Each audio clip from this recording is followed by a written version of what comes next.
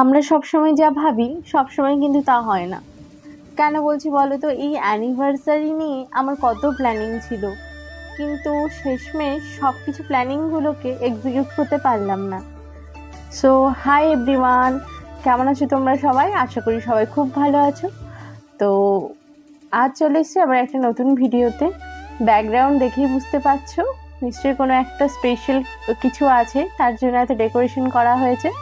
Special বলতে তোমরা সবাই জানো 24 এপ্রিল আমাদের অ্যানিভার্সারি ছিল, ফার্স্ট ম্যারেজ অ্যানিভার্সারি। তো ওই দিন আমার একটা মিটিং থাকার কারণে ওটা সেলিব্রেট করা পসিবল হয়নি। তো আমরা 28 এপ্রিল সেলিব্রেট করব বলে ঠিক করেছিলাম। সেই মতো সব কিছু ঠিকঠাকই ছিল, সব কিছু রেডি ছিল।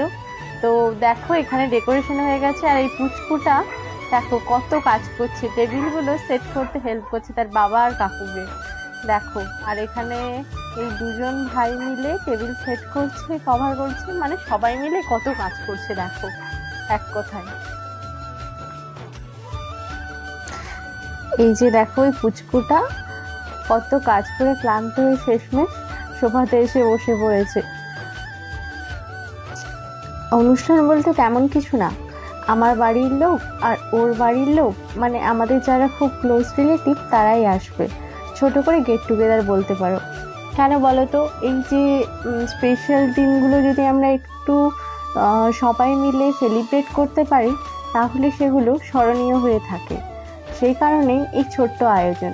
দেখো এখানে হচ্ছে ডেকোরেশন চলছে, তাড়াহুড়োর মধ্যে যতটুকু পসিবল হয় ছোট করে সেটাই আমরা করেছিলাম। আর এখানে একজন আমার বলার সাথে সাথে দুপুরবেলা গিয়ে এই বেলুন অ্যান্ড হ্যাপি অ্যানিভার্সারি লেখাটা এনে নিজে ফুলিয়ে ডেকোরেট করা স্টার্ট করেছে। দেখো একেই বলে ভালোবাসা। এখন দুপুরবেলা একটু পরে মানে বিকেল বেলাতেই আমার বাড়ি থেকে সবাই চলে আসবে, আর বাকি গেস্টরাও চলে আসবে আমাদের অনুষ্ঠানে সন্ধেবেলায়। তো এই গরমের মধ্যে মেকআপ করা, শাড়ি পরা যে কতটা চাপের সেটা যারা পরে তারাই জানে। তো যাই হোক, এখন দুপুরবেলাতেই আমি একজন মেকআপ আর্টিস্টকে বুক করেছিলাম, পাশাপাশি উনি চলে এসেছিলেন মেকআপ করানোর জন্য। আর এই গরমের মধ্যেই আমাকে রেডি হতে হচ্ছিল। তো দেখো এখানে আমার হেয়ারটাকে অলমোস্ট কমপ্লিট করে নিয়েছে।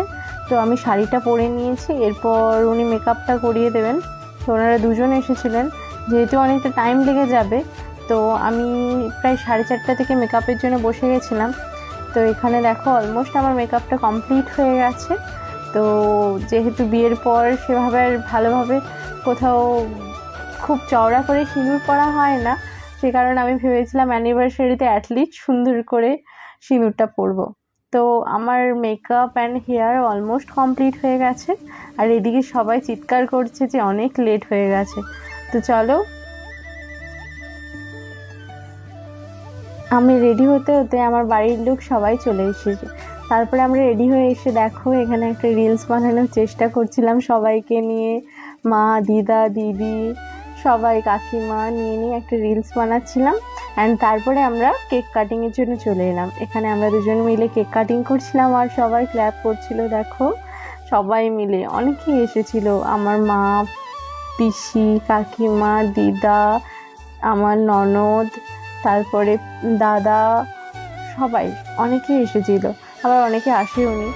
তো যাই হোক, সবাই মিলে কেক কাটিং করে নিলাম। তারপরে এখন চলছে গিফট দেওয়ার পর্ব। তো সবাই আমার জন্য অনেক অনেক গিফট এনেছিল, সেই ভিডিওটা আমি অবশ্যই তোমাদের সাথে শেয়ার করব। অ্যানিভার্সারিতে কী কী গিফট পেয়েছিলাম।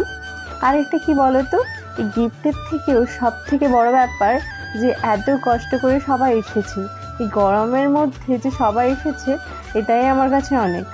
তো দেখো এখানে সবাই মিলে আমাকে কত গিফট দিয়েছে, সেই ভিডিওটা আমি তোমাদের সাথে শেয়ার করব। কেক কী কী গিফট দিয়েছে সেটা অবশ্যই তোমাদের সাথে শেয়ার করব। তো এখানে আমার শাশুড়ি মা একটা স্পেশাল গিফট দিয়েছিল যেটা আমি দেখাচ্ছিলাম। আর এখানে আমার মা আমার জন্য অনেক গিফট এনেছিল, ওগুলো পরে শেয়ার করব।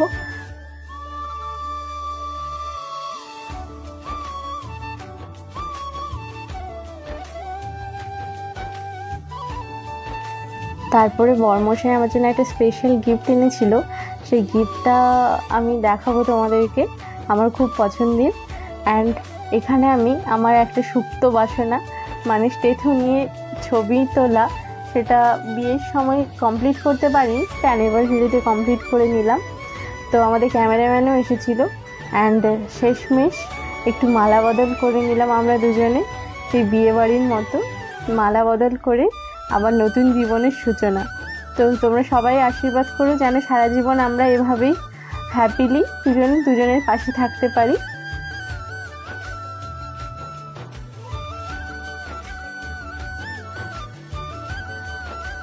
এখানে দেখো আমার বোন আর আমার দিদির ছেলে কুচকু গরমের মধ্যে কত কষ্ট পাচ্ছে, ঘুম পেয়ে গেছে বেচারার।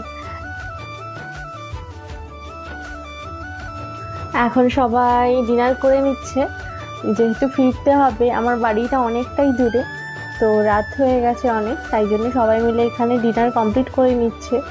দেখো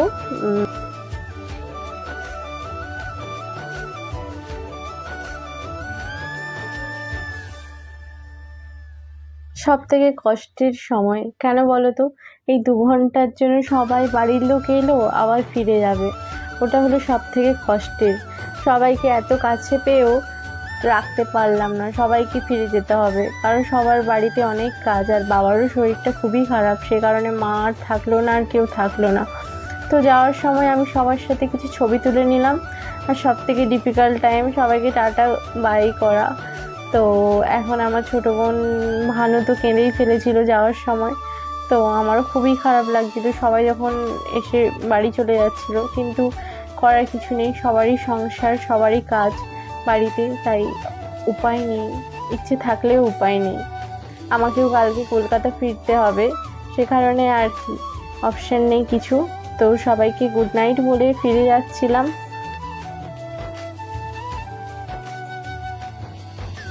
ফিরে এসে যেহেতু ডিনার করা হয়নি, তারপরে আমরা দুজন বসে গেছিলাম খেতে।